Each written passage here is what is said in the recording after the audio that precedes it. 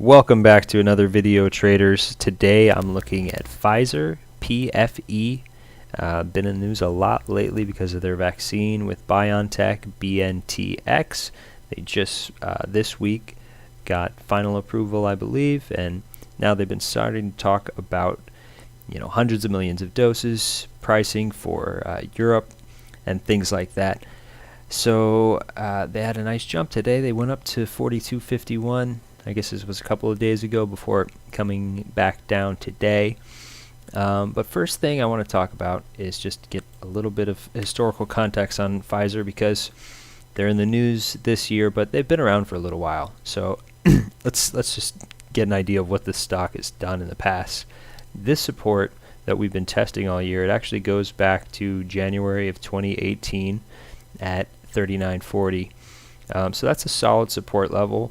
And we've been testing it all year long, haven't really gotten above it until the past couple of days, back below it again. If we could get above the support and confirm, stay above the support, that'd be a very bullish sign. Until that happens, it's tough to see the upside here. Second thing about this chart, you notice we have a downtrend channel here that goes back to December of 2018. And so 2 years now we've been in this downtrend channel, and until those last few recent candles, we've been holding this downtrend. Now let's take a look. Take a look back at the 4-hour 180-day. So we were already on extended downtrend before the coronavirus pandemic hit. When that happened, Pfizer fell down to about $28, but as soon as the vaccine talks started, they bounced right back up and came up to test the support right around end of April, beginning of May at 39.40.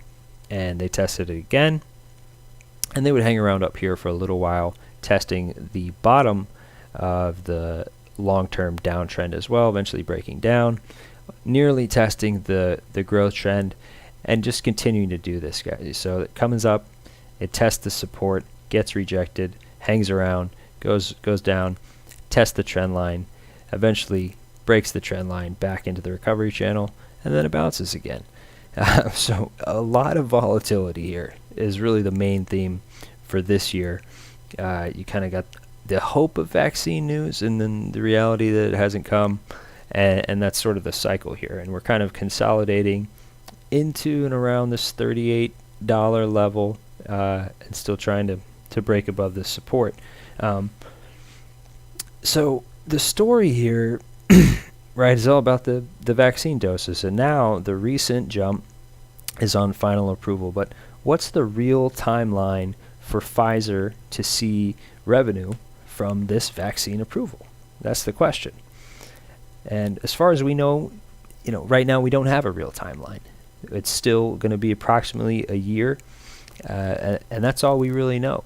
They've, like I said, gotten final approval. They've made decisions on pricing, and they already have deals for hundreds of millions of doses. But production of hundreds of millions of doses takes time. Delivery takes time. So it's going to be a longer timeline before there's actual revenue from this news. So as an options trader, when you see this kind of volatility and you have news that's on such a long timeline, really an unknown timeline, to me that says you want to avoid it. If you have equity, if you picked up equity down here on the crash, good on you. You can hold that for a while. Next year when vaccine news comes out, who knows? But as an options trader, this is not one that this thing is going to consolidate, go up, go down. It's all over the place, and there's really no technical explanation behind it, right? It's just assumptions about the vaccine timeline. So that's it, guys. That's Pfizer. Hope you liked the video. If you did, please leave a like. If you have any questions or comments, please comment below.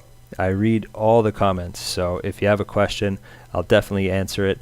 And if you want to see more videos like this one and other technical analysis, please subscribe. Thanks, guys, and have a great day.